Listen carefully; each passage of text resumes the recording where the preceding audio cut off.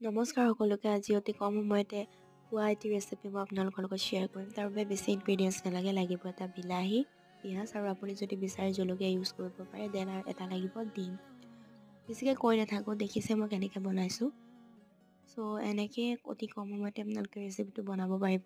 আৰু কেতিয়াবা এনেকুৱা হয়নে, দৈনন্দিন কৰি থকা কামখিনিৰ পৰা যদি এটা দীঘলীয়া বিৰতি লোৱা হয়, ত' সেই দৈনন্দিন জীৱনটোলৈ ঘূৰি আহিবলৈ বহুত সময় লাগে। মানে ডে টু ডে লাইফত যদি এটা দীঘলীয়া গেপ দি পেলাই বেছিক লাইফটোলৈ ঘূৰি আহিবলৈ বহুত সময় লাগে। ত' মোৰ এনেকুৱা প্ৰায়ে হয়, মোৰ বহুত সময় লাগি যায়। মানে দৈনন্দিন কৰি থকা কামখিনিৰ পৰা যদি মই আঁতৰি যাওঁ বেলেগ এটা ঠাইলৈ, চ' সেইখিনি কৰিবৰ কাৰণে মই আকৌ মানে বহুত দেৰি ৰ'বলগীয়া হয়। আৰু এইফালে মই গধূলি অকণমান শুলোঁ।